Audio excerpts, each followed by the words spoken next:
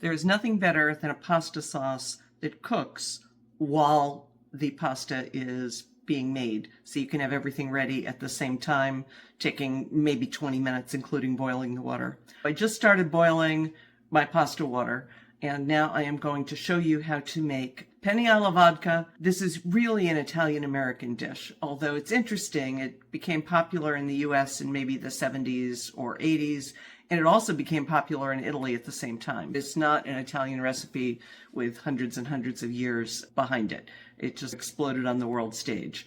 But it's yummy, it will be ready quickly, and it will usually impress your friends. We're going to start with butter. As usual, I use unsalted butter. You can add the amount of salt you like if you like it. Most recipes for Penne Alla Vodka call for an onion. I'm not using an onion. I'm using 1 shallot. I'm also going to use 2 garlic cloves. I am going to use tomato paste, not passata and not crushed tomatoes, just paste. We're going to use an entire tube of paste. The Amore brand that I'm using here is great. I also use Muti a lot. The important thing for me is that it's made in Italy and that the only ingredient in the paste is tomatoes. You don't want any sugar, you don't want any citric acid, you don't want any preservatives, you just want tomatoes. So we're going to use this. Some recipes use crushed red pepper flakes. I prefer Calabrian chilies because I think it gives it a better depth of flavor. We're only going to use a little bit of this. If you don't like any spiciness at all, you can leave it out. We're going to use heavy cream. This isn't a time to worry about fat. And then we are going to use Parmesan Reggiano cheese. Now the cheese I have here is 2 years old. And you can look, just a little note about the cheese. The little white crystals here, these form as the cheese is aging. They're not bad spots. They're actually a good indication that you have high quality cheese that's been aged.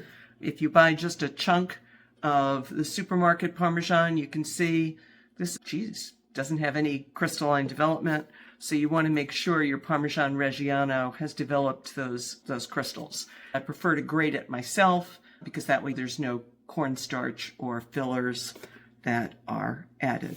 And additionally, of course, we're going to use penne. I also, at the very end, going to include a little bit of fresh basil from my indoor herb garden. Let's get started and melt the butter. The other ingredient I didn't mention is the vodka that I have measured out here. You can use any kind of unflavored vodka you like. My house vodka is Tito's, so that is what I have in there. I also have another measuring cup here that I am going to use for the pasta water. The pasta water will help emulsify everything. The ingredients that I gave you here will cover 1 pound of penne.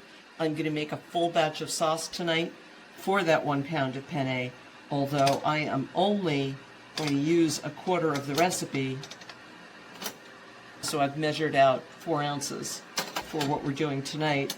The rest of the sauce will be frozen. And then when I want to use it, I will thaw it, whisk it, and mix it with fresh pasta and pasta water. So I'm only cooking 4 ounces of pasta tonight. And the water is getting ready to boil.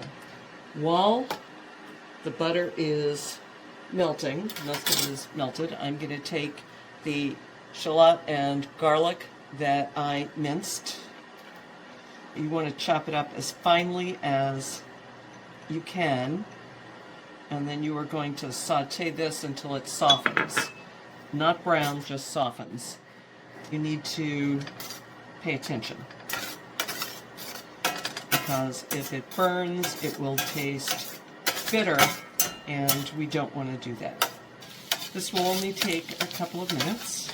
My pasta water is boiling off camera.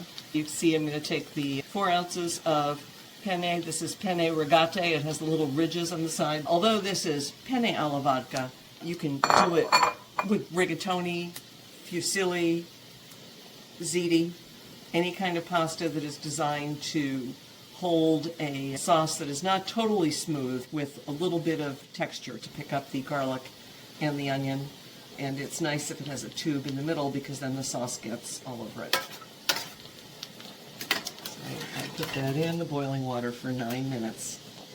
The onion is getting to be a bit translucent, but it's not brown yet. We're probably going to give it about another 30 seconds. It is now ready for the tomato paste, which I am going to squeeze out of the tube. You can also use a can. The can gives you a little bit more because they're 6 ounces and the tubes are about 4.5 or 5. It'll be just fine. I'm going to stir this around to make sure we get all of the shallots and onions coated well with an initial layer of sauce. Then I'm going to take my Calabrian peppers and I am going to put in half a teaspoon.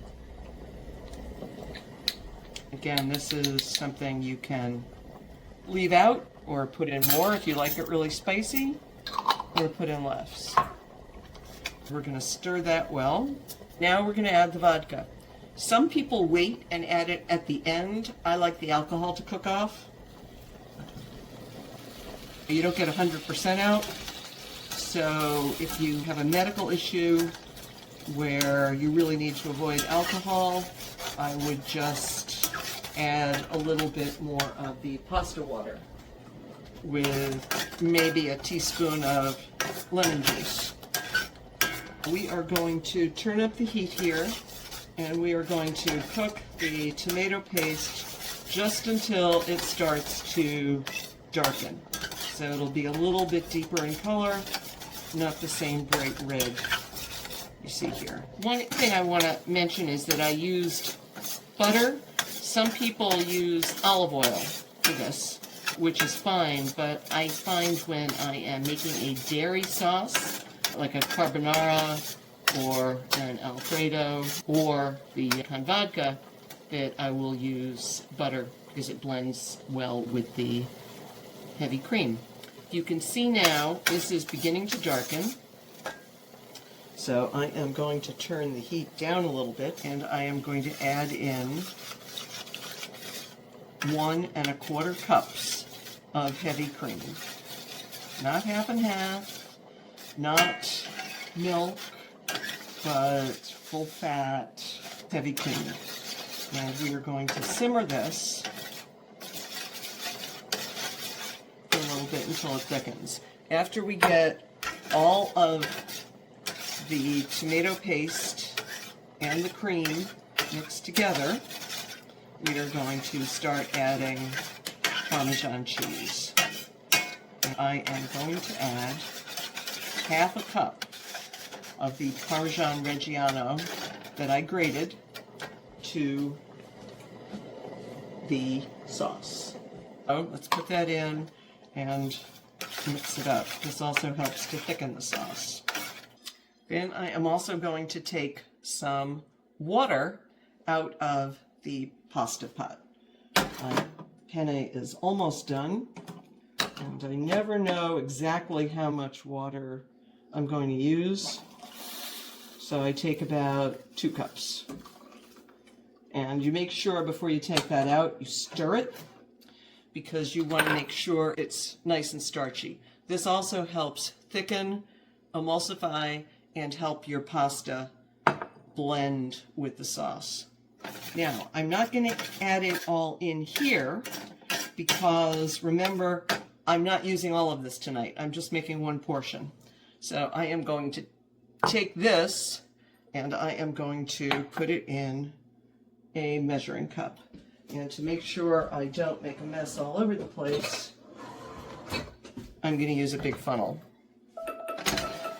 We are going to pour out the sauce. I am going to go drain the penne. The drained penne goes back into that original frying pan. We are going to add in about half a cup of the pasta water that we just drained off. And then we are going to add in about half a cup of the vodka sauce. As you can see, it's a little watery because of the pasta water.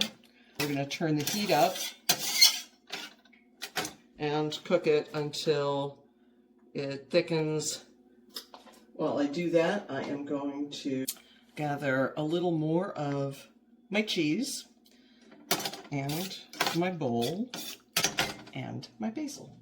I'm also going to taste the sauce to see how much salt I need to add, which really depends on how salty the cheese was.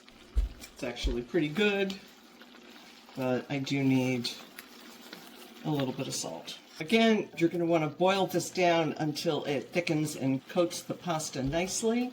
You can't walk away because there's just a small step between thickened and burning on the bottom. I'm going to hold this up so you can see it nicely thickened. I have my bowl here, and I am going to put the pasta in. We are going to top it with a little bit more cheese and a few basil leaves to make it pretty. And here we go. Penne alla Vodka.